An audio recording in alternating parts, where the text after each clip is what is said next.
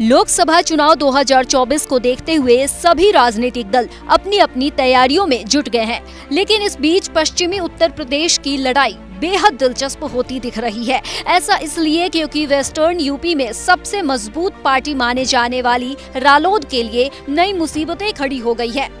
जी हाँ, आप सही सुन रहे हैं, क्योंकि आरएलडी को टक्कर देने के लिए लोकदल भी चुनावी मैदान में उतर गई है और उत्तर प्रदेश की सभी 80 सीटों पर चुनाव लड़ने का ऐलान कर दिया है।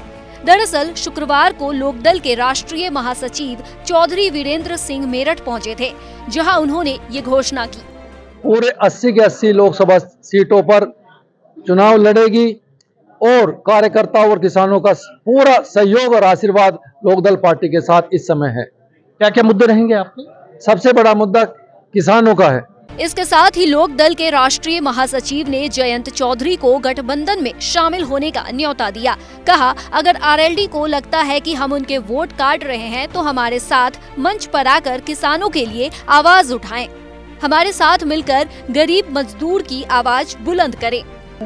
देखिए, हम तो पहले कह चुके हैं, अगर आरएलडी को ऐसा लगता है कि हम उसके वोट बैंक काट रहे हैं, मैं सबको बताना चाहूंगा, ये वोट काटने की राजनीति नहीं है, ये किसानों की आवाज उठाने का मुद्दा है। सारे किसानों को एक प्लेटफॉर्म पर लाएंगे और मेरा सभी से आग्रह है कि किसानों की आवाज सब लोग एकजुट कर उठाएं। कोई दौर नहीं हुआ, हमने पहले कहा सारे किसानों को एक मंच पे लाओ और किसान की आवाज उठाओ। आपको लगता है कि अकेले चुनाव लड़ना या किसी को गठबंधन में साथ लेके चुनाव लड़ना ठीक रहेगा? अकेले चुनाव लड़ेंगे अगर कोई हमारे पास आता है और अगर किसानों की आवाज उठाते हैं, जवानों की आवाज उठाते हैं, गरीब मजदूरों को फायदा देते हैं, तो हम उनके साथ जाने का जो भी कोशिश होगी करेंगे।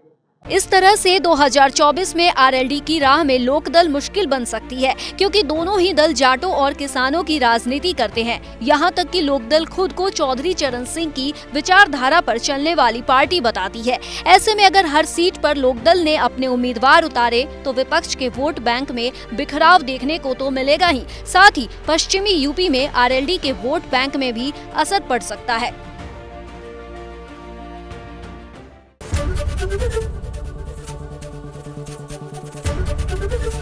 एबीपी गंगा, खबर आपकी, जुबान आपकी।